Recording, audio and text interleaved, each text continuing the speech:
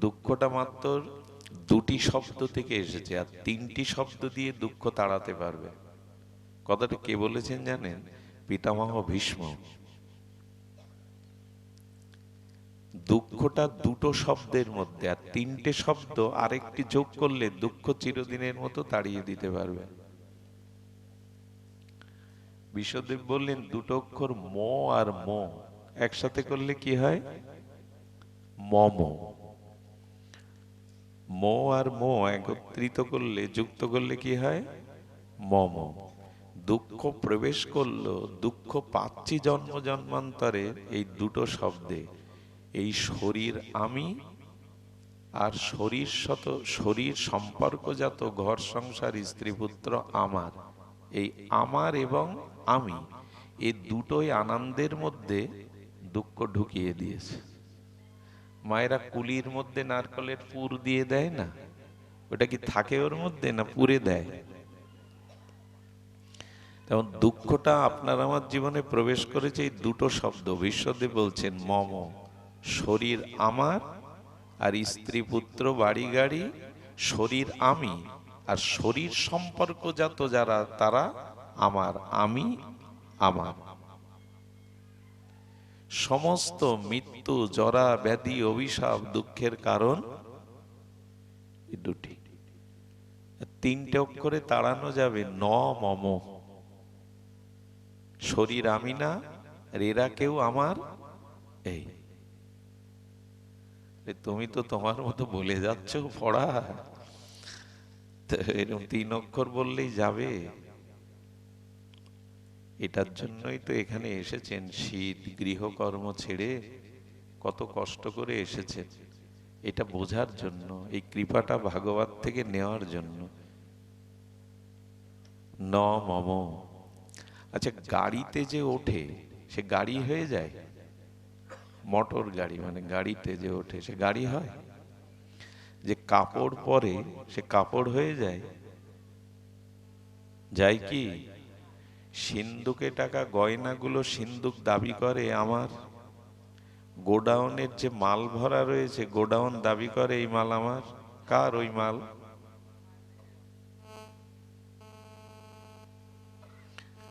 কাপড় পরলে আমি কাপড় হই কি?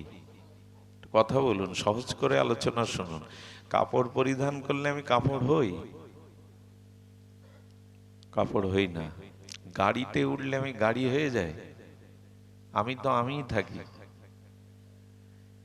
গোডাউনের মধ্যে যে মহাজনের মাল রয়েছে ওটা মহাজনের গোডাউন, তার মধ্যে রয়েছে বলে দাবি করতে পারেন এই মাল আমার। সিন্ধুকে অলংকার, সিন্ধুক দাবি করে না কি আমার? তেমনি এই দেহটা আমি না। এইটুকুই। এইটুকু বুঝতে আপনার কোটি জন্ম লেগে যাবে যদি গুরু কৃপা, সাধু কৃপা, ভাগবত কৃপা না নেন। কোটি জন্ম লেগে যাবে এইটুকু বুঝতে। শরীর আমি, কাপড় পরলেই আমি কাপড় হই না।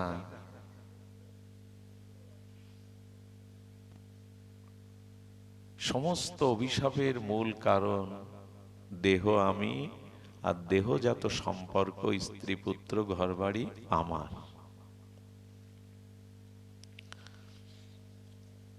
তো শাস্ত্র বলছেন এই অভিশাপ দূর করতে হবে, কারণ এটি শাস্ত্র সিদ্ধান্ত নয়। এবং সত্যিকার অর্থে পৃথিবীতে আজ পর্যন্ত কেউ প্রমাণ করতে পারেনি, পারবেও না যে শরীর আমি। কেউ পারেনি। এবং এরা আমার, এই প্রমাণ কেউ করতে পারেনি, পারবেও না, কারণ এগুলো আমি নই। একটি শব্দ বলি, কেন ভগবান থেকে আনন্দ আসে, পরমানন্দ আসে, দুঃখ আসে না? তুলসীদাস গোস্বামী তার বিখ্যাত রামচরিতমানসে এই পয়েন্টটি দিয়েছেন, বড় অদ্ভুত। ঈশ্বর অংশ, জীব অবিনাশী, চেতন অমল, সহজ সুখরাশি। বিখ্যাত গ্রন্থ রামচরিতমানস, দেখবেন। উত্তরপ্রদেশে তো ওই ছাড়া কোনো পাঠ নেই, সব বড় বড় আচার্যরা এই রামচরিত মানসই পাঠ করে। রাঘবেন্দ্র, 108 যত বড় বড় মহাত্মাগণ, রাজেন্দ্র প্রসাদ শাস্ত্রীজি, বিশ্ববিখ্যাত ভাগবত প্রবক্তা, তো বলছেন ঈশ্বর অংশ, জীব অবিনাশী। অর্থাৎ আমরা ঈশ্বরের অংশ। ঈশ্বরের মৃত্যু আছে, ঈশ্বরের জরাব্যাধি আছে। আমরা যদি তার অংশ হই, আমার এগুলো থাকবে না তো, থাকার কথা না তো, থাকলো কেন সেইটাই খুঁজছি আমরা, সেটাই বলতে চেষ্টা করছি। ঈশ্বর অংশ, জীব অবিনাশী। অবিনাশী মানে যার বিনাশ নেই। আমাদের আত্মার বিনাশ নেই, আত্মার জন্ম মৃত্যু নেই। আমরা ওই আত্মারই অংশ, ঈশ্বরেরই মামৈবাংশ জীবলোক। আমরা ঈশ্বরের অংশ। অগ্নিকুণ্ডের থেকে একটা অগ্নি বেরিয়ে এলো, ওটাও আগুন। আর দুঃখ নেই কেন, জরাব্যাধি নেই কেন? আদি থাকলে তার অন্ত থাকে, জন্মই নেই তো তার মৃত্যু কোথায়? খুব ধ্যান দিতে হবে, বুঝতে হবে, যার জন্মই নেই তার মৃত্যু। যা অনাদি, যা আদি হয় তার অন্ত হয়। যার আদি আছে, আমরা কি বলি? আদি অন্ত। যদি অনাদি শব্দ প্রয়োগ হয়, অনাদি অনন্ত, যা অনাদি তা অনন্ত, আর যার আদি আছে তার অন্ত আছে, যার জন্ম আছে তার মৃত্যু আছে। আত্মার এগুলি নাই। ঈশ্বরের অংশ আত্মা, এগুলো আত্মারও নাই। আত্মায় দুঃখ নাই, দুঃখ দেহের আছে, আর ওই আমারেতে আছে, আমি এবং আমারে। যেমন আপনজন মার সন্তান মারা গেল, তো সন্তান মারা যাওয়ার পরে সন্তানটা বুকে নিয়ে আর্তনাদ করতে থাকে। এখন কেউ যদি প্রশ্ন করে, সন্তান তোমার বুকে, কাঁদছো কার জন্য? ওর নখ থেকে চুল অব্দি ও তো তোমার বুকে, কাঁদছো কার জন্য খোকা খোকা বলে? এই প্রশ্ন করুন তোমার কাছে। আচ্ছা, তোমার খোকাকে আমরা পোড়াবো না, সমাধি দেব না, মেডিসিন দিয়ে তুমি যতদিন বাঁচবে, তোমার কাছে একটা লাশকে মেডিসিন দিয়ে হাজার হাজার বছর অক্ষত, বিজ্ঞান এটি করে দেখিয়েছে। তো ওই সন্তানটাকে হাজার বছর মেডিসিন বা ঔষধি দিয়ে কাচের ঘরে অক্ষত রাখা যাবে, ও পচে গলে যাবে না। মা কাঁদে কেন?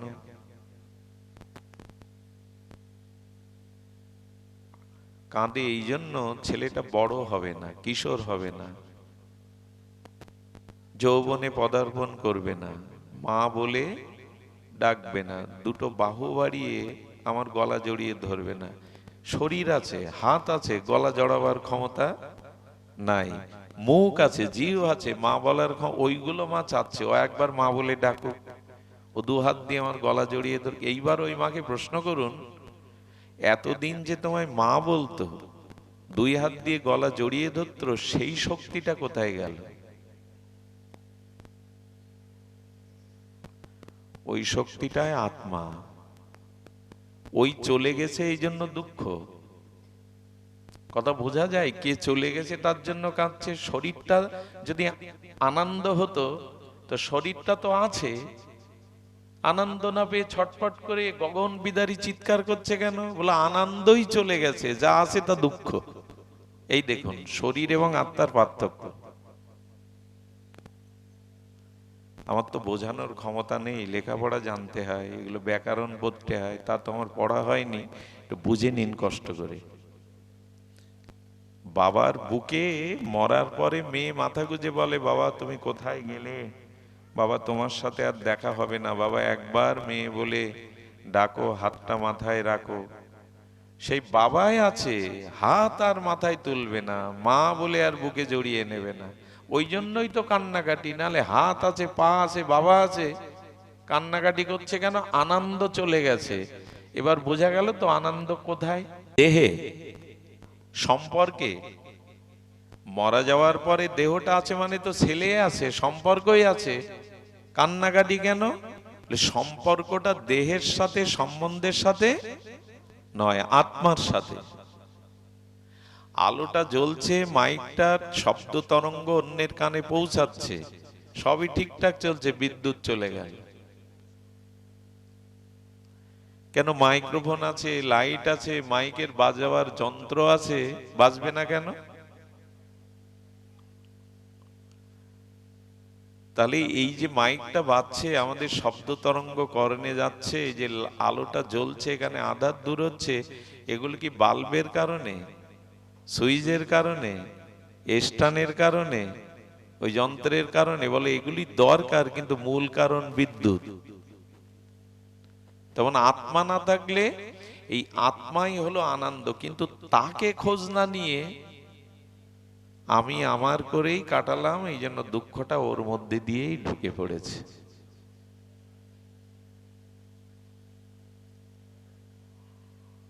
এখন এই যে আমি আমার, এই সম্পর্কে ভগবান একটু সতর্ক করে দেন। এই দেখুন কি বলছেন, ন জায়তে ম্রিয়তে বা কদাচিন নায়ং ভূত্তা ভবিতা বা না ভূয় অজ নিত্য শাশ্বত অয়ং পুরাণ ন হন্যতে, হন্য মানে শরীরে। ভগবান কৃষ্ণ অর্জুনকে বোঝাতে চাচ্ছেন, প্রথমে তার দেহাত্মবোধ দূর করতে চাইছেন, নাহলে জয়ী হওয়া যাবে না। সেটা কি বলছেন? আত্মার কখনো জন্ম হয় না, মৃত্যুও হয় না। এই দেখুন, ওই একই কথার ধ্বনি হচ্ছে ভগবানের। আর শ্লোকটা তো এইটাই পাঠ হয়েছে, আত্মার কচাদি কদচিৎ উৎপত্তি হয়নি, হচ্ছেও না, আর হবেও না, তার উৎপত্তিও নেই, বিনাশও নেই। আত্মা জন্মরহিত, শাশ্বত, নিত্য, সনাতন, অব্যয়, অজর, অমর, আনন্দ ঘন, চিৎকন। এই শব্দগুলো দার্শনিকরা এইভাবে বলেছেন। আত্মা অজর, অমর, শাশ্বত, সনাতন, চিরন্তন, চিৎকন। এটা চির পুরনো হলেও চির নবীন। কিশোর থেকে যৌবনে এসেছি, যৌবন থেকে পৌঢ়, পৌঢ় থেকে বৃদ্ধ হব, হচ্ছে কিনা? আত্মা এরম হচ্ছে তো। শিশু থেকে কিশোর, ও চির পুরাতন অথচ চির নবীন। এই দিকে তাকান তো, তাহলে এর দিকে আনন্দ ছাড়া আর কিছু নেই। যার জন্ম নেই, যার মৃত্যু নেই, যার উৎপত্তি নেই, যার বিনাশ নেই, যা পুরাতন হয়েও নবীন, চিরনবীন, চির আনন্দ বর্ধমান, সনাতন, শাশ্বত, সেখানে দুঃখ কোথায়? এবং আরো একটা জিনিস দেখুন, শরীরও নষ্ট হয় না, ঘর বদলায়, শরীরও নষ্ট হয় না। শরীর নষ্ট হয় না মানে শরীর তৈরি হয়েছে আগুন, জল, সকলের মুখস্থ এই কথা। আবার একটু স্মরণ করিয়ে দিই, জল, অগ্নি, বায়ু, মাটি আর বোম মানে মহাশূন্য। যেখান থেকে নিয়েছিলেন, মৃত্যু মানে ওইখানে আবার ফিরিয়ে দেওয়া, নষ্ট হয়নি। কি করে বোঝায় বলুন তো? পিতা মাতা পাঁচটা জিনিস কুড়িয়ে গড়লো, খড় আনলো, বাঁশ কাটলো, কাঠামো করলো, খড় লাগালো, মাটি আনলো, মাটিটা জল দিয়ে নরম করলো, এরপরে মূর্তি তৈরি করলো, প্রতিমা, এরপরে রং তুলি দিল। ঠিক তেমনি পিতামাতা এই পাঁচটি জিনিস নিয়ে রক্ত মাংসের পিণ্ডটা গড়েছে। মৃত্যু মানে ওই পাঁচটি জিনিস আবার ওখানে মিশিয়ে দেওয়া। শেষ হলেন না তো? এভাবে বুঝি কি, শেষ নিঃশ্বাস ত্যাগ মানে বায়ুটা, এই বায়ুটা কোথায় গেল? যেখান থেকে নিয়েছিলাম, এই অনন্ত বায়ুমণ্ডল থেকে বায়ুটা একটা গেল। মৃত মানুষের লাশের গায়ে হাত দিয়ে দেখবেন শীতল, ঠান্ডা, ওর মধ্যে তাপ নাই তো। যে তাপে হজম হয়, যে তাপে বেঁচে থাকি, ওই তাপটা অগ্নিতে চলে গেল, পৃথিবীতে অগ্নিতত্ত্ব আছে, চলে গেল। চিতাতে পোড়ানোর পরে ছাইটা মাটি হয়ে গেল, যা মাটির একটা অংশ। দেহের মধ্যে যে জল ছিল ওটা বাষ্প হয়ে ধোঁয়া হয়ে আকাশে মেঘ হলো, নষ্ট হলো না। আর এই মহাকাশে এই পাঁচটি জিনিস যেখান থেকে নেওয়া হয়েছিল ওখানে দিয়ে দিলেন, কোথায় শেষ হলেন আপনি? একটা জিনিস বলি, আপনি কিছু সৃষ্টি করেননি, তাই আপনি কিছু ধ্বংস করার ক্ষমতা রাখেন না। বস্তু পরিবর্তন করতে পারেন। কেমন জানেন? বীজ থেকে গাছ হলো, গাছ থেকে ডালপালা হলো, কাঠের গুঁড়ি হলো, ওই গাছ আবার কাটলেন, কেটে আগুনেতে পোড়ালেন, কয়লা হলো, ছাই হলো, আবার মাটিতে মিশে গেল। অবস্থার পরিবর্তন ছাড়া কোন জিনিসটা ধ্বংস করার ক্ষমতা রাখেন আপনি? তাহলে তার জন্য অর্জুন শোক করছো কেন? আচ্ছা, গোবিন্দ আবারও বলছেন, যথা দেহে কৌমারাং যৌবরাং জরা। আচ্ছা, যেদিন আমরা ছোট্ট শিশু থেকে কিশোর হয়েছিলাম, কেঁদেছিলাম, শোক করেছিলাম, কেন কিশোর হলাম? কথার উত্তর দিন। কেঁদেছিলেন? কিশোর থেকে যখন যৌবন এলেন তখন কেঁদেছিলেন? কাঁদেননি। তেমনি এই দেহ ছেড়ে আমি আর একটা দেহ যাচ্ছি, একটা ছেঁড়া পোশাক ছেড়ে আমি আর একটা পোশাক পরছি, এর জন্য শোক কোথায়?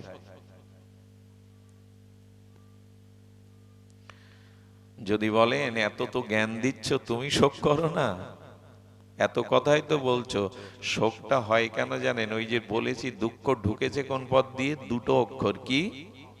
মম। আমার ছেলে, আমার মেয়ে, আমার বাবা চলে গেল, তাই কান্নাকাটি। আচ্ছা, এই সেকেন্ডে পৃথিবীতে, এই মিনিটে পৃথিবীতে বহু লোক মারা যাচ্ছে, কাঁদছেন তাদের জন্য আপনি? পরিসংখ্যান কি বলছে? প্রতি মিনিটে পৃথিবীতে বহু মানুষ, আপনি তাদের জন্য কাঁদছেন। এখন ঢাকায় কেউ মারা গেল, এর জন্য কাঁদবেন আপনি? আমার বাড়িতে আমার স্ত্রী পুত্র মরলে কাঁদছি কেন? কারণ ওই আমার পাড়া প্রতিবেশী আজ 20,000 একজন আয় করেছে, তাতে আপনার লাভ হয়েছে? পাড়া প্রতিবেশী কেউ পাপ করেছে, তাতে আপনার পাপ হয়েছে? ওর সাথে সম্পর্ক নেই বলেই তো পেলো কি হারালো, তাতে আপনার সম্পর্ক নেই। তেমনি আপনি আত্মা, ওর কিছু হারায় না, ওর কিছু পাওয়ার নেই, ও চেতন ও অমল ও সহজ সুখ রাশি। আনন্দই তো আনন্দ। সমস্যা হয়েছে এই দুঃখটা প্রবেশ করেছে তিনটি তত্ত্ব থেকে। খুব মার্মিক বিষয়। দুঃখটা, জরাব্যাধিটা, এই অভিশাপটা প্রবেশ করেছে তিনটি জিনিস থেকে। তবে তার আগে একটি কথা বলি, সেটা হলো শাস্ত্রকে মর্যাদা দিন, তাহলেই কেবল দুঃখ, জরাব্যাধি, মৃত্যুকে এড়াতে পারবেন। কারণ মুখের কথায় গুরুত্ব দিয়েন না। এমনকি খুব শক্ত কথা বলি, ভগবানও যদি কিছু বলে আপনার, আর ভগবানের কথার সাথে যদি শাস্ত্রের কথা মিল না পান, ভগবানের কথা মেনে নেবেন না। গুরুদেব এসে যদি বলে একাদশীর দিন বৃদ্ধ হয়েছে তো ক্ষুধা লেগেছে, মা দুটো অন্ন পাক করো, যদি কেউ বলে বসে বৃদ্ধ হয়েছে, করবেন? গুরুদেবকে অন্ন দেবেন? কি বলবেন তখন? গুরুদেব, অপরাধ নেবেন না, শাস্ত্র বলছে আজ হরিবাসর তিথি, আজ অন্ন পেতে, গুরুদেব বলেছে বলে অন্ন রেঁধে খাওয়াবেন? গুরু বাক্যের সাথে শাস্ত্র বাক্যের মিল থাকতে হবে, তবেই সেই বাক্য নিতে পারবেন। সাধু শাস্ত্র গুরু বাক্য চিত্তেতে করিয়া ঐক্য। সব কথাগুলো কথা না, মন্ত্র, আমাদের বেঁচে থাকার মন্ত্র। শুনলাম না তো? এই জন্য শ্রুতি স্মৃতি প্রমাণ থাকতে হবে। শাস্ত্রের বাইরে যদি আসেন, তাহলে আপনাকে কেউ রক্ষা করতে পারবে না দুঃখের হাত থেকে। একটু সব সুন্দর ঘটনা মনে পড়লো। শাস্ত্র প্রমাণই প্রমাণ, শ্রুতি স্মৃতি প্রমাণই প্রমাণ, আর কোনো প্রমাণ নয়। আগে শাস্ত্র কি বলেছে তাই আপনাকে দেখতে হবে। রামচন্দ্র মর্যাদা পুরুষোত্তম, কিন্তু বশিষ্ঠ দেবের কাছে প্রতিদিন হরিকথা শুনতেন। চার ভাই, চক্রবর্তী সম্রাট দশরথ, সকলে মিলে। দেখুন, ভগবানের কি কিছু জানার বাকি আছে? শুনতেন কেন? রাম ভগবান বলছেন সর্বদা হরি নাম আর হরি কথার মধ্যে থাকবে। বনবাসে গেছে, 2 মাস বর্ষাকাল, সীতা অন্বেষণ করতে পারছে না, লক্ষণকে নিয়েই গুহার মধ্যেই 2 মাস হরি কথা বলেছেন, সাধুসঙ্গ করেছেন। পৃথিবীতে প্রথম অবতার চতুর্সন, সনক, সনন্দ, সনত কুমার, সনাতন, এই 4 ভাই প্রথম অবতার। আমাদের ভাগবতে অসংখ্য অবতার, তার মধ্যে 26 অবতারের উল্লেখ, তার মধ্যে প্রথম অবতার চতুর্সন। ওরা 1 ভাই বক্তা হতো আর 3 ভাই শ্রোতা হতো। পরের দিন আর একজন বক্তা হতো আর 3 ভাই।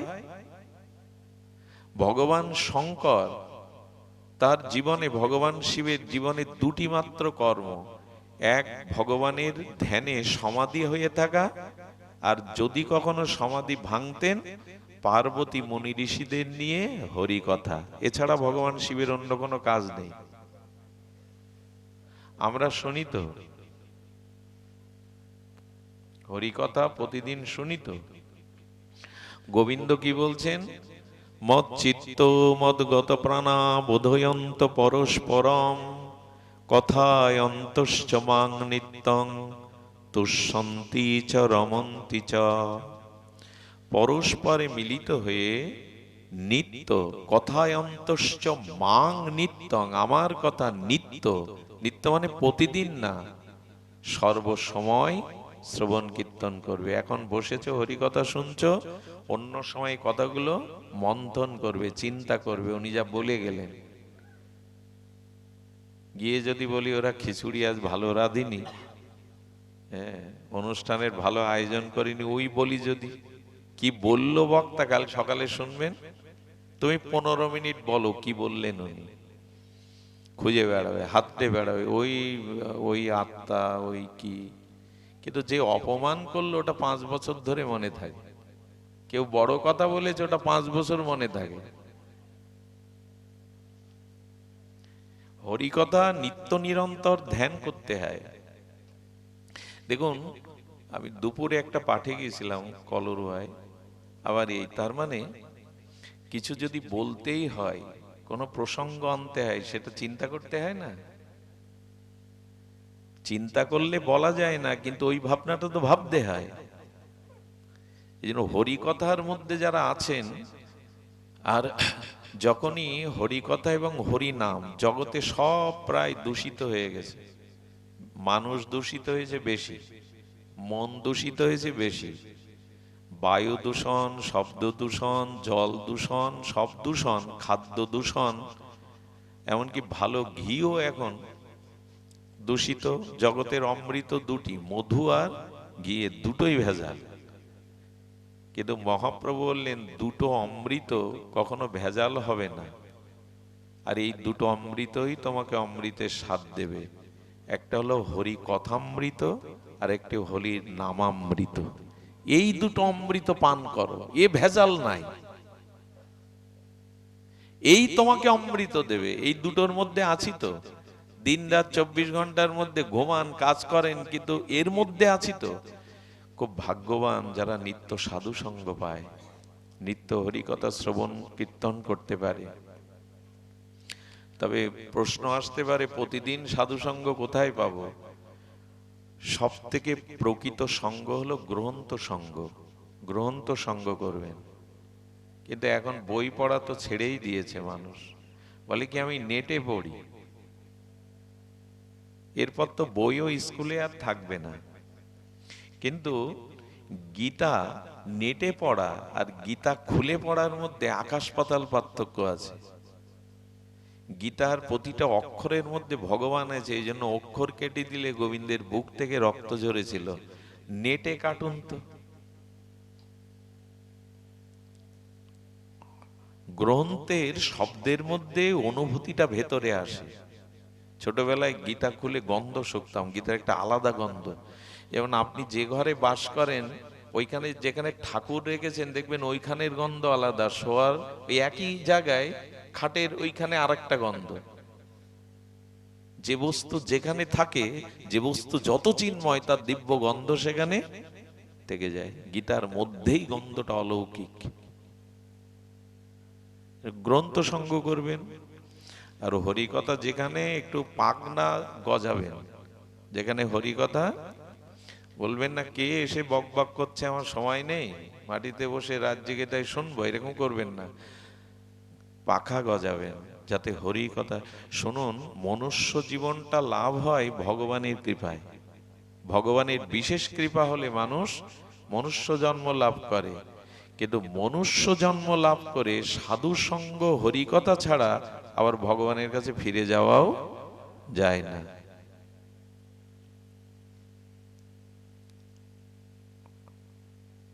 সাধু সঙ্গের মহিমা কেমন জানেন? ভক্ত সঙ্গের। এক রিকশাল এক সাধুকে, সৌম্য সুদর্শন সাধুকে বলছে, আপনি বলুন তো পৃথিবীতে সব থেকে বড় কি? তুমিই তো বলে দিলে পৃথিবীটাই সব থেকে বড়। এর থেকে বড় আছে? সাধু বলছে আছে। কে? পৃথিবীটাকে যে ধারণ করে আছে। শক্তি না থাকলে আমার থেকে বড় বস্তু ধারণ করা যায়? পৃথিবীকে ধারণ করে আছে কে? সংকর্ষণের অংশীর অংশের অংশ কলাংশ শেষ নাগ। পৃথিবীটা কে ধারণ করে আছে? শেষ নাগ। তো পৃথিবী বড়, ওর থেকে বড় যে পৃথিবীটাকে ধারণ করে আছে। এরপর ওই রিকশাওয়ালা বলছে সাধুকে, শেষ নাগের থেকে বড় আছে? বলো আছে। কে? বললো শেষ নাগকে যে গলায় ধারণ করেছে ভগবান শিব। ভগবান শিবের গলায় কি? নীলকণ্ঠ না, সর্প আছে, শেষ নাগ। শিব। শিবের থেকে বড় কে? বলে শিবকে আর কৈলাসকে যে হাতে তুলে ধরেছে সেই ওর থেকে বড় কে? বলো রাবণ। রাবণ প্রণাম করতে গিয়ে দেখে মুনি ঋষিদের লাইন, আর বিশেষ কোন মন্ত্রী এমপি আসলে ব্যাংকে লাইন দিয়ে টাকা জমা দেবে, সে বলছে আমি এসে এদের মধ্যে লাইনে প্রণাম করব গুরুদেবকে। রাগ হয়েছে, সে কৈলাস বেডে তুলে ধরেছে। শিব ঠাকুর বলছেন ভূমিকম্প তো কৈলাসে হওয়ার কথা না পার্বতী। ভূমিকম্প তোমার এই চালাবা দিয়ে দিয়েছে, সে কৈলাস সহ তুলে ধরেছে। রাবণের এরকম শক্তি ছিল। বলছে তাহলে ভগবান শিবকে যে ধারণ করেছে সেই রাবণ বড়। বলছে রাবণের থেকে কে বড়? বলে রাবণকে যে বিনাশ করলো রাম বড়।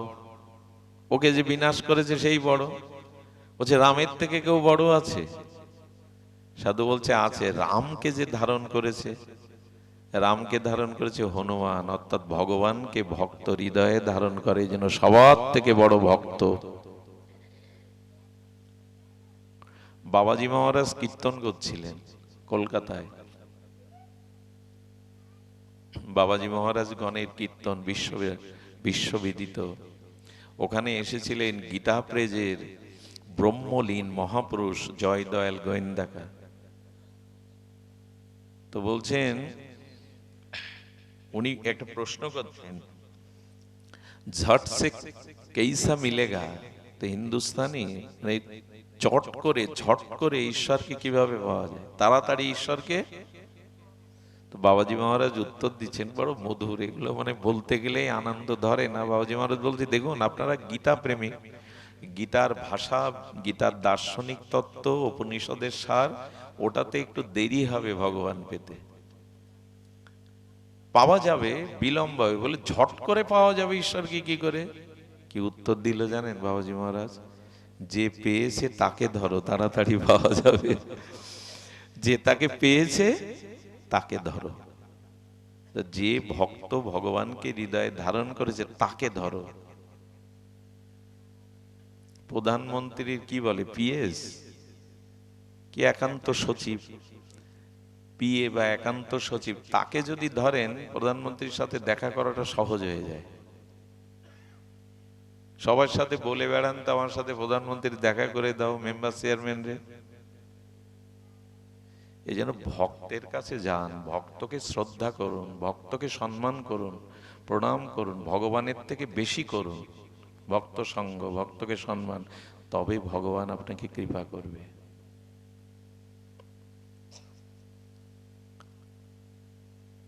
এইগুলোই বুঝতে চায় না, কিছু মনে নেবেন না।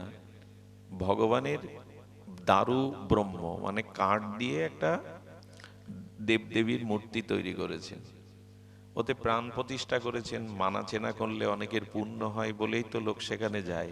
হ্যাঁ, এটা হয়, অপরাধ নেবেন না, আমি মূর্তিকে খাটো করছি না। তো একটা কাঠের মূর্তিতে প্রাণ প্রতিষ্ঠা করে তার কাছে গেলে মানা চেনা করলে আশা পূরণ হয়, আকাঙ্ক্ষা অভিলাষ পূরণ হয়। কাঠ দিয়ে তৈরি, কেউ তাকে প্রাণ দিয়েছে, কিন্তু পিতামাতা সাক্ষাৎ প্রাণ নিয়ে আছে, হাত পা নাড়ছে, আমাকে জন্ম দিয়েছে। পাড়া প্রতিবেশী গুরুজনরা ছোটবেলায় আমি পড়ে গিয়েছিলাম তুলেছে, বাড়ি দেখতে এসে কোনো ঠাকুমা মলমূত্র ত্যাগ করেছি কাঁদছি বলে ঘৃণা না করে সে আমাকে কোলে তুলে মার কোচে দিয়েছে। এদের কাছে যান না, এদের সম্মান করেন না? করি না, ওদের করি। কাঠ দিয়ে তৈরি প্রতিষ্ঠিত হয়েছে করি, পিতামাতাকে করি না। আমাদের দুর্দশা কে ঘোচাবে? এই জন্য মন্দিরে যারা শুধু দেবদেবী ভগবান দেখে, আর কোথাও দেখে না, কারো মধ্যে দেখে না, এরা সাধারণ দৃষ্টি, এদের ভগবত পেতে অনেক কোটি জন্ম দেরি হবে। যারা মন্দিরে যেমন ভগবানকে দেখে, অন্য সকলের মধ্যে ভগবানকে দেখে, এদের দৃষ্টি অসাধারণ, এরকম দ্রুত ভগবানকে পায়। ফুলকে মারিয়ে যান না আপনি, রাস্তায় ফুল থাকলে জুতো পায়ে দিয়ে, কারণ ফুল দেখলেই মনে হয় ফুল সৌন্দর্য, ফুলের ভগবানের চরণে যায়, এটা পবিত্র, তাই মারান না। এটা গাছের ফুল, তা মারান না, অথচ পিতা মাতা স্বামী গুরুজন তাদের অপমানের পর অপমান করে মারিয়ে যান। খুব বেশি কি আপনি উপলব্ধি করেছেন? এই জন্য সাধু সঙ্গ রাম ভগবান করতেন, মহাপ্রভু করতেন। তো বশিষ্ঠদেব যখন পাঠ করছেন, হরিকথা বলছেন, সেখানে একটা প্রসঙ্গ আছে, আপনারা জানেন, কদ্রু এবং বিনিতার। এই বিনিতারই সন্তান হলো গরুর, আর কদ্রুর সন্তান হলো সহস্র নাগ। এই ইতিহাস অন্যদিন বলবো, কিন্তু মূল বিষয়টা শুনুন, যে শাস্ত্র প্রমাণ, অন্য কারো কথা তখনই শুনবেন যার কথা শাস্ত্রের সাথে মিল না হলে শুনলে কিন্তু আপনার ভক্তিও নষ্ট হবে, পথও পাবেন না। শাস্ত্রের সাথে মিল আছে কিনা। তো রামচন্দ্র শুনতে শুনতে, ওইখানে একটা ঘটনা আছে, কদ্রু স্বামীর কাছে চেয়েছিলেন সহস্র পুত্র, তারা যেন নাগ প্রজাতি হয়, শ্রেষ্ঠ হয়। আর বিনীতা চেয়েছিলেন একজন শুদ্ধ ভক্ত সন্তান আমায় দাও, যেন গরুর ভগবানের ভক্ত এবং বাহন। তো কদ্রুর ছেলে অরুণা, ইনি সূর্যের রথের সারথি ছিলেন। সেই অর্থে সূর্যলোক দিয়ে সূর্যের রথ যখন যাচ্ছে, কদ্রুর মাথায় তো দুষ্ট বুদ্ধি, বিনুতাকে সবসময় নিচু করে রাখবে, আমার শত সন্তান, সহস্র সন্তান। ওর একটা, মেয়েদের মধ্যে প্রতিহিংসাটা বেশি। একটা মেয়ে আর একটা মেয়ের সুখ আনন্দ অনেক সময় সহ্য করতে পারেন, এই জন্য মেয়েদের সামনে অন্য মেয়ের প্রশংসা করবেন না কোনোদিন। মেয়েরা প্রতিহিংসার বেলায় খুব বেশি সহ্য করতে পারে না। নিজের বড় বোন সুখে আছে, এইটাও ছোট বোনের সহ্য হয় না। ওদের প্রতিহিংসা, যেমন সারা জীবন কুন্তির সাথে গান্ধারীর মিল হয়নি। কষ্ট পেলেন আপনারা? কষ্ট পাবেন না, এই প্রতিহিংসা মেয়েদের একটু বেশি থাকে। কদ্রু সর্বদা নামাতে চাইছে কি করে বিনুতাকে ছোট করা যাবে। তো একদিন সূর্যলোকে রথ যাচ্ছে, এনার তো দিব্য দৃষ্টি, বলছেন, দিদি বলো তো, ভগবান সূর্যের রথের অশ্বের লেজটা কেমন? ওখানে সব সাদা। বিনীতা বলছে শ্বেত শুভ্র সাদা, কদ্রু বলছে কালো। বলছে তাহলে আমরা একটা প্রতিজ্ঞা করি, যদি সাদা হয় তাহলে আমি পরাজিত হয়ে আমি তোমার দাসী হব, আর যদি কালো হয় তাহলে তুমি সারা জীবন আমার দাসী হবে। প্রস্তুত হয়ে গেলেন। সঙ্গে সঙ্গে কদ্রু স্মরণ করলেন ওই যে সূর্য নারায়ণের সারথীকে ওর পুত্র নাগগণ বললেন, পুত্র আমাকে জেতানোর জন্য নাগ তো কালো, সাপ তো কালো, তোমরা কয়েকজন ওই সাদা লেজটাকে সর্প আবরণ দিয়ে ঢেকে কালো দেখাও, যাতে আমি জিতি, ও আমার দাসী হয়ে থাকে।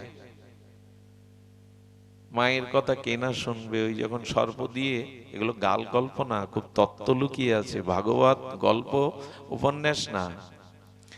কোন হাজার কোটি কোটি বছর আগে ঋষিরা চন্দ্রলোক বলেছে, মঙ্গল লোক বলেছে, বরুণ লোক বলেছে, এখন চাঁদে জমি কিনা যায়। বিজ্ঞানীরা দেখছে এটা আছে, চন্দ্রলোক বলে একটা লোক আছে, বরুণ লোক বলে আর অনন্ত কোটি আছে। বিজ্ঞান প্রমাণ করছে যে ঋষিদের সব কথাগুলোই সত্য, গাল গল্প নয়। চাঁদে এখন জমি কিনতে পারেন আপনি। চন্দ্র জয় করেছে, এই চন্দ্রলোকের কথা কত কোটি বছর আগে বলে গেছে ঋষিরা। এই ঋষিদের কথা মানুন, শাস্ত্রের কথা মানুন, তবে দুঃখ এড়াতে পারবেন, শাশ্বত সন্ধান পাবেন। তো যখন দিয়েছে তখন কালো দেখালো, আর কালো দেখানোর সাথে সাথে বিনতাকে দাসী করে রেখেছিলেন, গরুরকে দাসী। এই প্রসঙ্গটা বশিষ্ঠদেব পাঠ করছেন। রাম, লক্ষ্মণ, ভরত, শত্রুঘ্ন, চক্রবর্তী দশরথ শুনছে। রাম পাঠ বিশ্রাম হলে চার ভাইকে ডেকে বলছে, এই যে ঘটনাটা ঘটলো এতে দোষ কার বলো এক এক করে, এই সমস্যার মূল কারণ কে? শুনছেন তো মন দিয়ে, খুব বিদগ্ধ বিষয়। এর মূল কারণ কে? তো প্রথমে ভরতকে ভালোবাসতেন প্রভু। প্রথমে ভরত, সাধু শ্রেষ্ঠ ভরতকে জিজ্ঞাসা করছেন। আর ভরত কি বলছেন? ভরত বলল, প্রভু এই সমস্ত অপরাধ ওই নাগগণের। তারা সত্যকে মিথ্যা করার জন্য সাদা লেজটাকে কালো করে দিল, দোষ ওদের। রামচন্দ্র শুনলেন। লক্ষ্মণকে বলছে, তোমার অভিমত, কে দোষী এই ঘটনায়? লক্ষ্মণ বলছে, দেখুন সাপগুলো অপরাধ করেছে, আর দেখুন এর জন্য ওদের অভিশাপ নিতে হয়েছিল। জন্মেজয় যখন সর্বযজ্ঞ করবে, তোমরা এই মিথ্যা আচরণের জন্য ওইখানে পুড়ে তোমাদের মরতে হবে। ওর পুড়ে মরেছিল। মিথ্যা দিয়ে কখনো শান্তি কল্যাণ হয় না। ওই জন্মেজয়ের যজ্ঞে সমস্ত সর্পগুলো মরে পড়েছিল। লক্ষ্মণ তখন বলছে, দাদা আমি বুঝি তোমার চরণ, কেউ যদি তোমার চরণ স্মরণ করে তার অভিশাপ পাপ ঘুচে যায়। আসলে সর্বকারণ ওরা ভগবানের চরণে স্মরণ নেইনি, তাহলে অভিশাপ মুক্ত হওয়া যায়। শত্রুঘ্ন খুব জ্ঞানী ছিলেন, বলে তোমার অভিমত? প্রভু আমার অভিমত কি? শ্রেষ্ঠজন যে পথে গমন করে, মহাজন যে পথে গমন করে, সেই পথ অনুসরণই করা উচিত ছিল সকলের। রামচন্দ্র নীরব থাকাতে তিন ভাই দশরথ, গুরু বশিষ্ঠ এবার প্রশ্ন করছে, রাম এবার তুমি বলো এর দোষ মূলে কার? ভগবান যখন কিছু বলেন সেটা খুব মহিমাপূর্ণ হয়। ভগবান কি বলল জানেন? আমরা দেখলাম যার কোনো দোষ নেই, বলছেন এই দোষ বিনীতার। সবাই অবাক হয়ে বলছেন, উনি সত্য বলেছেন, উনি চালাকি করেননি। তো বিনীতা সাদা বলেছিলেন, সাদাই তো। দাদা ঘুমায়েন না, বলছেন যে, মানে ঘুমায়েন না পাঠের মধ্যে বলছি না, একজনকে বলছি। তো বলছেন যে রামচন্দ্র গম্ভীর স্থির হয়ে বললেন, বিনীতারই দোষ। কথাটা আমার মাথা ঘুরিয়ে দিয়েছিল। বান মারলে যেমন মাথা ঘোরে, পাখিটা ছটফট করে বান মারলে, কিছু কথা আছে মাথার মধ্যে গেলে মাথা ঘুরতে থাকে। গুরু মহারাজ বললেন, সেই বক্তা যার কথায় শ্রোতাদের মাথা চিন্তার কারণ হয়ে দাঁড়ায়, ঘুরতে থাকে, আর সেই শিকারী যার বানে লক্ষ্যবস্তু ভেদ হয়। বলছেন বিনতার দোষ। বলে কেন? বলে বিনতা শাস্ত্র প্রমাণ কেন নেয়নি, চোখের দেখা প্রমাণ কেন বলতে গেছে? শাস্ত্র দেখাতে হতো যে সূর্য নারায়ণের অশ্বের সমস্ত রং হলো সাদা। শাস্ত্র প্রমাণ নেয়নি, বিনীতারই দোষ। চোখে দেখা জিনিস সবসময় ঠিক।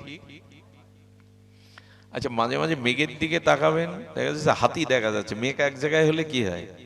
কেউ কেউ বলে ওই দেখো শিব ঠাকুর, এই দেখো মুরলী বা মেঘ এরকম সৃষ্টি হয় না, পাহাড়ের মতো দেখায়, বাগানের মতো দেখায়, হাতির মতো দেখায়, 2 মিনিট পরে তাকাবেন মেঘটা সরে গেল, তখন আর ওটা নাই। ঠিক তেমনি চোখে সূর্য দেখে কি বলি, সূর্যটা সোনার থালার মতো উঠছে, সূর্য সোনার থালার মতো। চোখে দেখা বস্তু প্রমাণ নয়, কানে শোনা বস্তু প্রমাণ নয়, কান সব নিতে পারে না। কানের উচ্চ শব্দ গ্রহণের একটা ক্ষমতা আছে, তার থেকে বেশি শব্দ হলে শুনতে, আবার যদি খুব আস্তে বলে যেটা কানের ধারণা দিয়ে সেটাও শুনতে। এই জন্য ইন্দ্রিয় দিয়ে কোন বস্তুর প্রমাণ যথার্থ চোখ কান নখ দিয়ে হয় না, প্রমাণ হয় শাস্ত্র দিয়ে। বিনতাকে প্রমাণ করতে হতো। ভাগবতে কি বলেছে দেখো, ভাগবতে সূর্য নারায়ণের অশ্বের রং, চিন্তা করা যায় কথাটা। সব গোলমালের কারণ শাস্ত্র বাক্যকে মান্যতা দেয়া হয়নি। এই জন্য শাস্ত্র নিরপেক্ষর অবাস্মৃতি। ঋষি বলছেন শাস্ত্র কারো খাতিরে তৈরি হয়নি, শাস্ত্র হলো নিরপেক্ষ। জীবনটা শাস্ত্র অনুযায়ী চালাও, তাহলে দুঃখের হাত থেকে, অভিশাপের হাত থেকে, মৃত্যুর হাত থেকে তুমি রক্ষা পাবে। আমাদের ভক্তি সিদ্ধান্ত সরস্বতীবাদ এটি অ্যাটম বোম বিস্ফোরণ করেছিলেন, বলে জগতে 1000টা হাসপাতাল করার থেকে একজন মানুষকে কৃষ্ণ ভক্ত করা আরো লাভ। মেনে নেবে সামাজিক মানুষরা, মেনে নেবে এটা? প্রভাতকে প্রশ্ন গেল কি বলছেন আপনি, 1000টা হাসপাতালের থেকে একজনকে কৃষ্ণ ভক্ত করা? কেন জানো, হাসপাতালে অনেক সময় টাকার জন্য বাচ্চা বিক্রি করা হয়, ভুল অপারেশন করে, ভুল চিকিৎসা করে মানুষকে মেরে দেয়া হয়। গরিবের দেওয়া অর্থগুলো ডাক্তাররা বেচে বাড়িতে বাথরুম তৈরি করে 6 লাখ টাকার। আর হাসপাতালে যে রোগীরা যায় সবাই নিরোগ হয়ে ফেরে? তো কথা বলেন, ফেরে? ফেরে না। আর রোগী সুস্থ হয়ে বাড়ি এলে আর কোনোদিন রোগ হয় নাই সার্টিফিকেট হাসপাতাল দেয়, তার আবার রোগ হয়, মরে। কিন্তু কেউ যদি মায়াকে পরাভূত করে শ্রীগুরু কৃপায়, শাস্ত্র কৃপায় গোবিন্দ ভক্ত হতে পারে, তখন সেই ভক্তের আর জন্ম মৃত্যু জরা ব্যাধি কখনো স্পর্শ করে না। বারবার মরা আর বারবার অসুখ হওয়ার থেকে একেবারেই জন্ম মৃত্যুর ঊর্ধ্বে চলে যাবে, এবং সেই ভক্ত আরো 1000 জনকে ওই পথে নিয়ে যায়। এই জন্য বংশে একজনকে অন্তত ভক্ত করুন, সন্তানদের মধ্যে কারো মধ্যে একটু ভগবত ভক্তি দিন, ওই 21 কুল টেনে উদ্ধার করে গোবিন্দের চরণে নিয়ে যাবে। 21 কুল, কি অদ্ভুত জিনিস দেখুন। আজ সমীরের পিতামাতাই ওর উদ্ধারের কারণ হচ্ছে। অনেকেই ছেলেটা মারা গেছে, ওই দিন এলে ওর নামে অনুষ্ঠান দিলে কথা মনে পড়বে। এরা ধন্য, আমাদের দ্বিজেন বাবু ধন্য, তার স্ত্রী ধন্য। কত বড় মহৎ হৃদয় হলে সন্তানের উদ্ধারের কাজ তারা প্রতি বছর এইভাবে করে। ওনাকে আমার খুব শ্রদ্ধা করতে ইচ্ছা করে, যে পুত্রের লাশ, পুত্রের মৃত্যু পিতামাতার কাছে সব থেকে ভারী, কিন্তু কত জ্ঞানী হলে, কত দূরদৃষ্টি সম্পন্ন হলে পুত্রের উদ্ধারের ভার হাসি মুখে তুলে নিয়েছেন। আমি প্রথম যেবার এসেছিলাম, আমি ওনাকে এবং ওনার স্ত্রীকে বলেছিলাম, তোমাদের সমীর তোমাদের বড় উপকার করে গেল, অনেক বড় উপকার। ছেলে মারা গেলে পিতামাতাকে এরকম বলতে হয়? আমি বলেছিলাম, কারণ কথাটি শুনেছিলাম সাধু মুখে। পৃথিবীতে সব থেকে বড় ব্যথায় ভগবানকে মনে করিয়ে দেয়। সন্তান হারার শূন্যতা, ব্যথাটাই তাদের ভগবানের কথা মনে করে। যে হারায়, এই ব্যথাটা ভগবানের কথা মনে করে খুব উপকার করে গেল। এই জন্য অনেক একটা জাগতিক একটা শব্দবিদরা বলেন, শোককে শক্তিতে রূপান্তরিত করো। যে এই মৃত্যু যেন আর কারো, আর যেন এই জন্ম মৃত্যু অভিশাপে আমাকে না আসতে হয়। এখন বলতে বলতে এসেছি যে আমাদের জীবনে শাস্ত্র বাক্যকেই প্রতিষ্ঠা করতে হবে। এবং দুঃখটা কোথা থেকে আসে বলেছিলাম, 3টি বিষয় থেকে। এটি বলেই পাঠ রাখবো। 3টি বিষয় কি কি? মল, বিক্ষেপ, আবরণ। আবার বলি, মল, বিক্ষেপ আর আবরণ। উপনিষদ বলছে দুঃখের প্রবেশের দুয়ার এই তিনটি। এই তিনটি দুয়ার যদি বন্ধ করতে পারেন, দুঃখ, জরা, ব্যাধি, মৃত্যু, অভিশাপ আপনার জীবনে আসবে না। খুব সংক্ষিপ্ত ভাবে যদি বলি, মল কাকে বলে?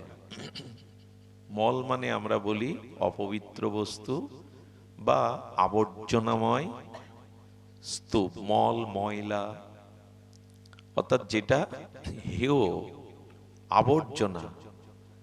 তো দুঃখের সৃষ্টি, অভিশাপের সৃষ্টি, কর্মফল ভোগের সৃষ্টি আমাদের এই মল থেকে। মল মানে কলমশ, ময়লা। আচ্ছা, এই ময়লা মানে সেই পুরনো কথায় ফিরে যেতে হয়। আমাদের মনের উপরে অনেক জন্মের একটা ময়লা জমেছে, এটাই দুঃখের কারণ। আকাশে চাঁদ আছে, কিন্তু মেঘ এসে চাঁদের আলো, আনন্দ আছে, সেই আনন্দকে ঢাকলো কে?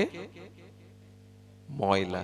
হ্যাঁ, ময়লাটা কেমন জানেন? এসি গাড়িতে যারা ওঠেন, চারিদিকে কাজ বন্ধ করে, এখন যার চোখে পাওয়ার আলা চশমা আছে, তখন দেখবেন অনেকক্ষণ এসির মধ্যে 5-7 মিনিট হতে গিয়ে চশমাটা ধোঁয়া হয়ে যায়।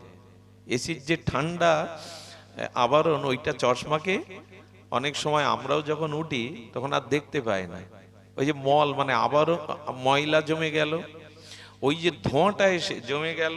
যেমন আগুনকে ঢেকে রাখে ধোঁয়া, ধোঁয়া আগুনকে, আয়নার সামনে ময়লা পড়লে আয়নাতে আর মুখ দেখা, জল ঘোলা হলে তাতে আর প্রতিচ্ছবি, তেমনি এই যে আত্মজ্ঞান, এই যে ভগবৎ স্মৃতি, এই যে আনন্দকে ঢেকে দিয়েছে ময়লা,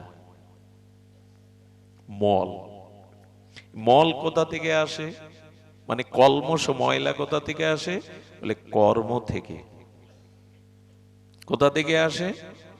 দেখুন, আমরা এখানে যারা আছি সবাই তো 2 হাত 2 পা 24 ঘন্টার দিন। আচ্ছা, প্রধানমন্ত্রীর জন্য আর ভিখারির জন্য 24 ঘন্টার পার্থক্য হয় কি দিন রাতে?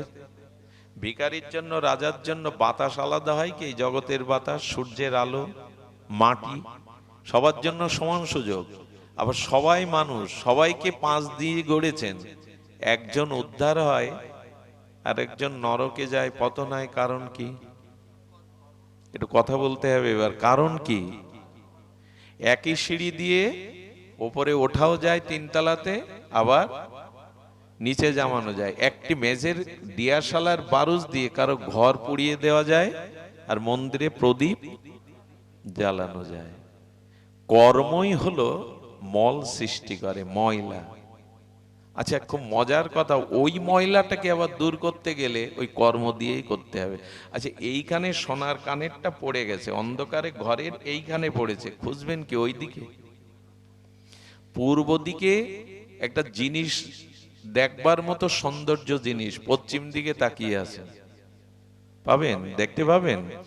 কর্ম দিয়েই যেমন পতন হলো, কাঁটা দিয়ে কাঁটা তোলা একটা কথা আছে না, লোহা দিয়ে লোহা কাটতে হয়, তেমনি শাস্ত্র বিরুদ্ধ কর্মের কারণেই এই দুঃখ, জরা, ব্যাধি, অভিশাপ, রোগ শোক ঢুকেছে।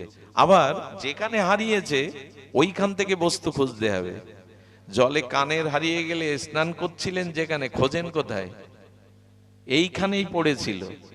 তেমনি যে কর্মের দ্বারা আমরা অভিশাপ ভোগ করছি, জন্ম, মৃত্যু, জরা, ব্যাধি, ওই কর্মের দ্বারাই আবার মুক্ত হতে হবে। একটা হলো সকাম কর্ম, আর একটা হলো এই আয়নায় ময়লা জমেছে, কিন্তু আরো ময়লা যুক্ত ভাঙা দিয়ে মুছছেন, তাতে কি হবে?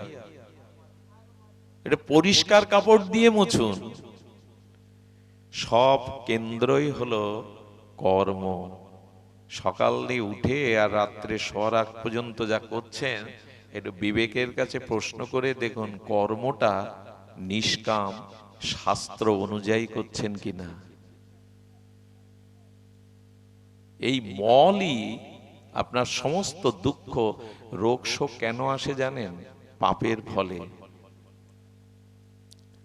দিল্লিতে দুই বন্ধু রাখি মালের ব্যবসা করত, কোটি কোটি টাকার মালিক হয়ে গেল।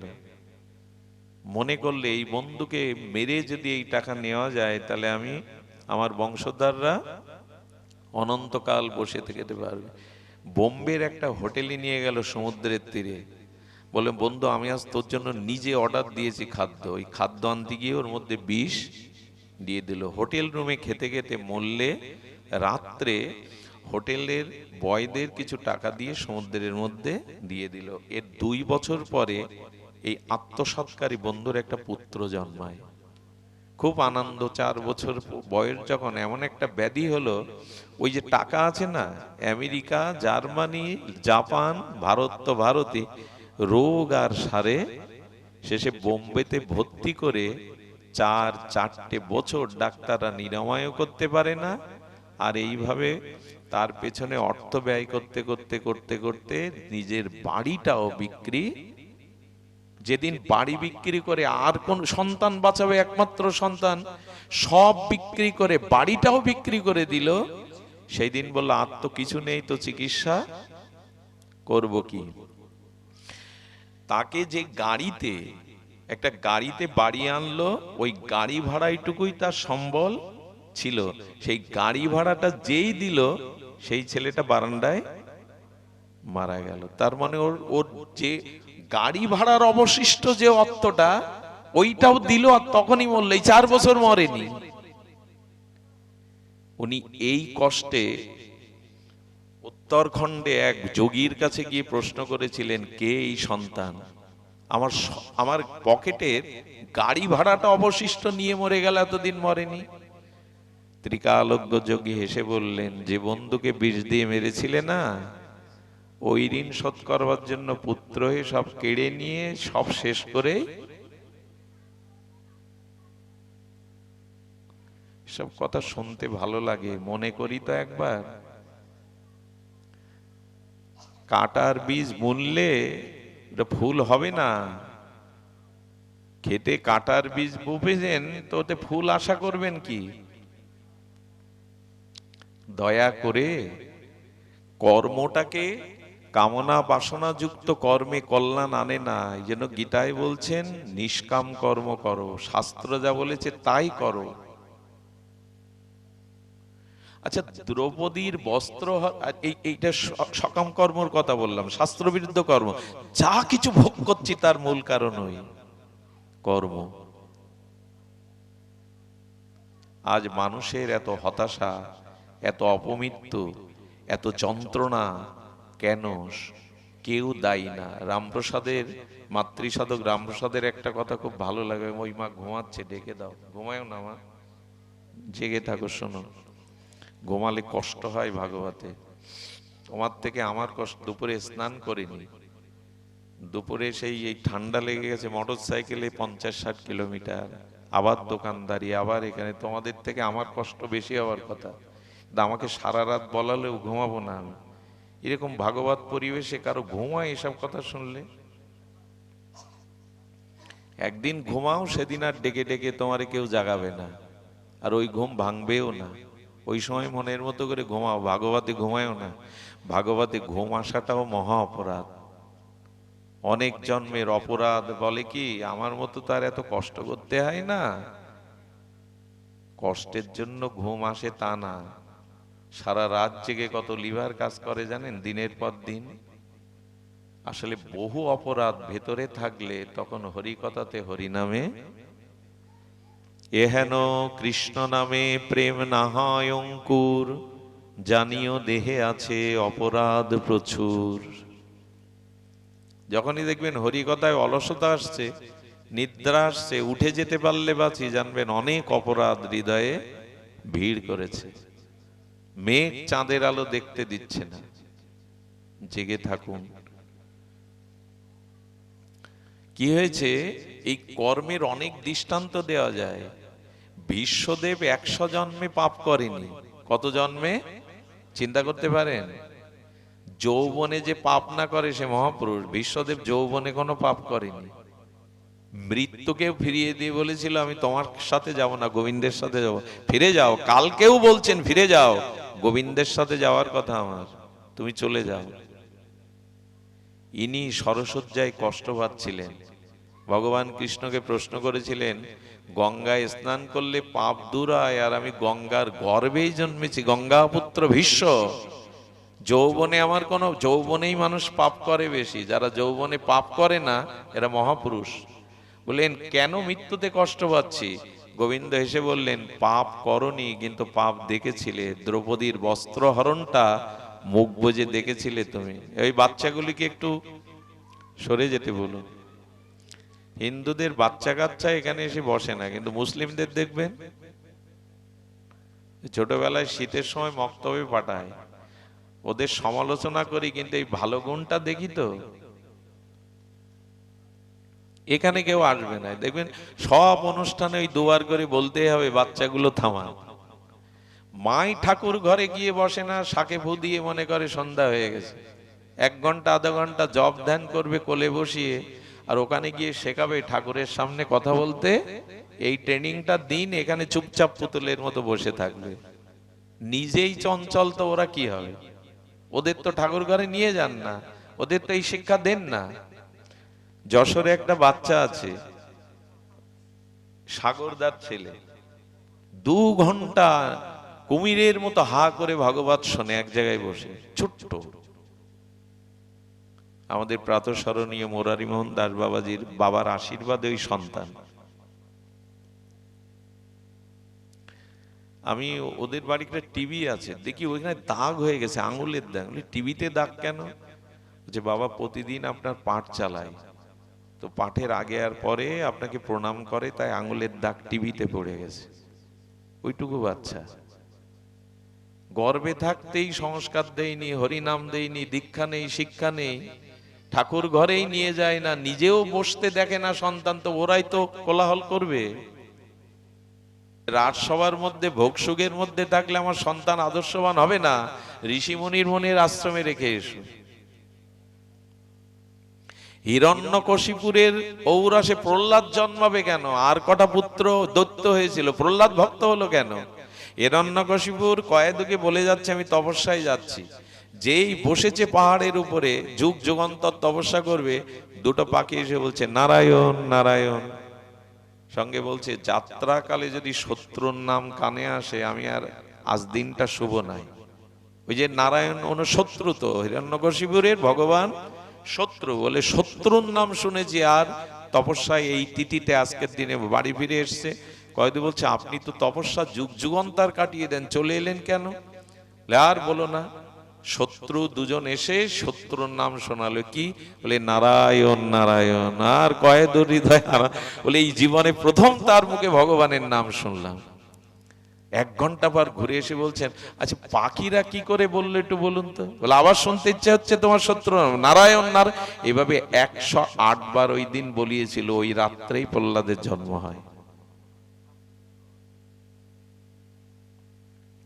কামের দ্বারা জন্ম দিলে হয় দুঃশাসন, দুর্যোধন দ্রৌপদীর শাড়ি টানে, আর ধর্ম সাধনার দ্বারা সন্তান জন্ম দিলে হয় অর্জুন, অশ্বরাকেও স্বর্গে দেখে মা বলে প্রণাম করে। একটা ধর্ম সন্তান, একটা কামর সন্তান। এখন যাদের আমরা রেখে যাচ্ছি, কোনো সন্তান জন্মদানের জন্য কোনো তপস্যা নেই, কোনো ধ্যান ধারণাই নেই, হবেটা কি? আর এই সমাজকে বোঝানো যাবে না, কারণ এই সব শুনে যারা কাজে লাগাবে এরা এখানে একটাও নেই। ওই কপিল বনি থেকে ওই মা আর বাবা ওই ভালো আলোচনা করতে পারে, কত সুন্দর ওকে নিয়ে যায়, কত দূরে চলে যায়। শিশুকাল থেকে যদি এই শিক্ষাগুলো ভাগবতে আনতেন ওদের, ওরা জীবনের পথ পেত, আলো পেত। নিজের জামাই বাবুর সাথে মেয়েকে পাঠায় মেলা দেখতে, গান বাজনা শুনতে, যাত্রা দেখতে, ভাগবতে পাঠায় না। এই জাতির আর কি হবে? যা হওয়ার তাই হচ্ছে। আমাকে অনেকেই বলে বিল্লমঙ্গল কাউকে রেখে যাচ্ছ তো? এলাম কাকে আর রাখবো, তৈরি করার মতো পরিবেশও কই। পরম্পরাটা রাখতে হয়। আমি অন্য কথায় চলে যাচ্ছি, বারবার মল বলছিলাম। বিশ্বদেব পাপ দেখেছিলেন, তাতে অসন্তোষ পেতে হলো, গঙ্গার পুত্র হলো। কর্মটা ভালো করতেই হবে, কর্মটাকে সুন্দর করতেই হবে। আর সকাম কর্মকে কাঁটা দিয়ে কাঁটা তুলতে গেলে নিষ্কাম কর্ম করতে হবে। নিষ্কাম কর্ম মানে দুটো লক্ষ্য করবেন, এই কর্মের দ্বারা, এই বাক্যের দ্বারা কারো যেন ক্ষতি না হয়, এই কর্মের দ্বারা যেন নিজের স্বার্থ না দেখি। এর ব্যাখ্যা এক একটা বিষয়ের এক একটা ব্যাখ্যা, এক একটা আলোচনা হয়। দ্বিতীয় ছিল কি, মল আর বিক্ষেপ। বিক্ষেপ মানে চঞ্চলতা, বিক্ষেপ মানে, আর এই চঞ্চলতাটা বোঝা যায় যদি ঠাকুর ঘরের সামনে আহ্নিক করতে বসেন। যখন ভগবানের চরণ চিন্তা করতে বসেন, দেখবেন সারা পৃথিবী ছুটে বেড়াচ্ছে মন, এক মিনিটও। এত চঞ্চল এই দুঃখ, পাপ, যাবতীয় অশাস্ত্রীয় কর্ম মানুষের এই চঞ্চলতার কারণে আসে। এই জন্য মনটাকে নিয়ন্ত্রণের কথা বারবার বলা হচ্ছে। মনটা নিয়ন্ত্রণ হয় কি করে? দুধ উঠলে উঠলে কি দিতে হয় ওতে? তেমনি হরি নাম আর হরি কথা, এটাই মনটাকে শান্ত করে। এটা দিন, জলের ছিটে দিলেন তো দুগ্ধবর্তন দুধটা আর উল্লে পড়ে গেল না। হরি কথা, হরি নাম, এইটি চিত্তকে দিতে থাকলে গোবিন্দের, আমি বলেছিলাম মন শান্ত করার সব থেকে বড় উপায় হলো গোবিন্দের চরণে স্বস্তিক চিহ্ন আছে। ওই যে স্বস্তিক চিহ্ন আঁকায় না কোনো মঙ্গল কার্যে, বলেন গোবিন্দের চরণ চিন্তা যারা মনে করে তাদের চিত্তে শান্ত এবং শান্তি আসে। চঞ্চলতা এলেই দেখবেন আপনার মন ভোগের দিকে, ভগবান ছেড়ে অন্য দিকে যাচ্ছে। চঞ্চলতা এলেই দেখবেন মন ভোগের দিকে। যেমন মনটা, আচ্ছা জল যদি তরঙ্গ হয় তাতে মুখ দেখতে গেলে কি হবে? স্থির দেখা যাবে? মন চঞ্চল হলো মানে আপনাকে তমগুণ রজগুণ টেনে, এই জন্য শান্ত হতে হয়। এই শান্ত হতে হয় ভগবানের চরণ চিন্তা দ্বারা। এর ব্যাখ্যা না হয় আমরা আবার কখনো সুযোগ পাবো। আরেকটি বাকি আছে। কি বাকি আছে? আবরণ। আবরণ মানে পর্দা। আবরণ মানে পর্দা। এই পর্দাটাই ঢেকে দেয়, বস্তু দেখতে দেয়। আচ্ছা আমার সামনে একটা কালো পর্দা দিয়ে দিন, আপনি আর আমাকে দেখতে পাবেন? আমিও আর আপনাকে দেখতে পাবো না। আমাদের মাঝে এই অজ্ঞানতার একটা পর্দা পড়েছে, এই পর্দাটা সরে গেলেই স্বরূপকে দেখতে পাবো। আর এই পর্দাটা মেঘটাকে সরাতে পারে ঝড়, আর এই ঝড়টাই হলো হরিনাম আর হরি কথা। দেখেন এখানে এতক্ষণ আপনারা বসলেন, কারো মনে কোনো পাপের চিন্তা এসছে? মাথায় সংসারের বোঝা এতক্ষণ কাজ করেছে? নারী পুরুষ এক জায়গায় বসলেও কারো ভিতরে কোনো বিকার এসছে? সারা দিন যে শান্তিটা সংসারে পাইনি আমরা, এখন সেই শান্তিটুকু, তার মানে কি আবরণও সরে যাবে, মলও দূর হবে, চিত্তের চঞ্চলতাও দূর হবে।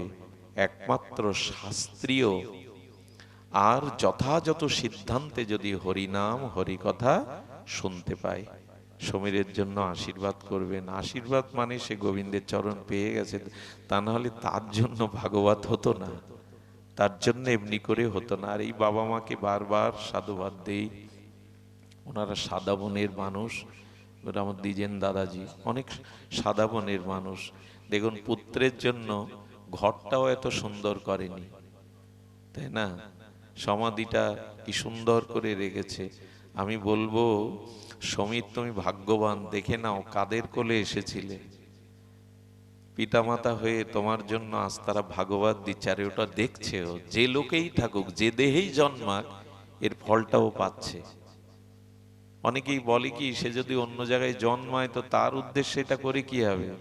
আজকে সে প্রসাদ পাবে, আজকে তার চিত্তে পরমানন্দ আপনি থেকেই উঠবে তরঙ্গ, আজকে কোনো সাধু সঙ্গ পাবে, আজ তার জীবনে একটা পরম আনন্দ এর কারণে পেয়ে যাবে, সে যেখানেই থাকুক।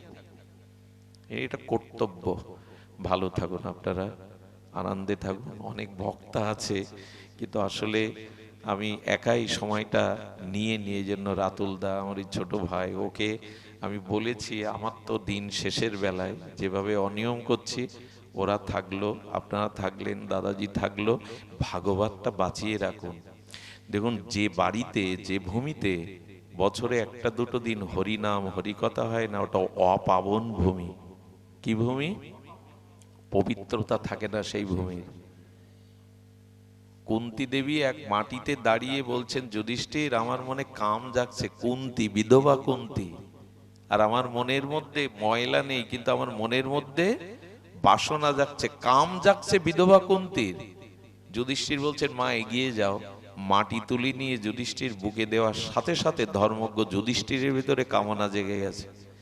পাশে প্রাচীন মানুষদের বলছেন, এই মাটিটার একটু ইতিহাস বলতে পারেন? বলে, একটা নারীকে ভোগ করবে বলে দুই অসুর প্রকৃতির কামুক লোক মারামারি করতে গিয়ে, রক্তারক্তি করতে গিয়ে এই মাটিতে মারা গিয়েছিল। সেই কামের জীবাণুটা ওই মাটিতে রয়ে গেছে। যে বাড়িতে হরিনাম হয় না, হরিকথা হয় না, সাধুর চরণধুলি পড়ে না, ওটা অপাবন ভূমি। ওইখানেই চিতার মতো দাউ দাউ করে অশান্তি জ্বলে, শান্তি জ্বলে না। এই জন্য অনেকেই আছে ভিক্ষা করেও বাড়িতে একটু বৈষ্ণব সেবা হরিকথা বছরান্তে দেয়। এটা দেওয়া উচিত, কারণ পাবন ভূমির দ্বারাই শান্তি আসে। মঙ্গল কল্যাণ কামনা করে আজকের দাদা কিছু বলবেন?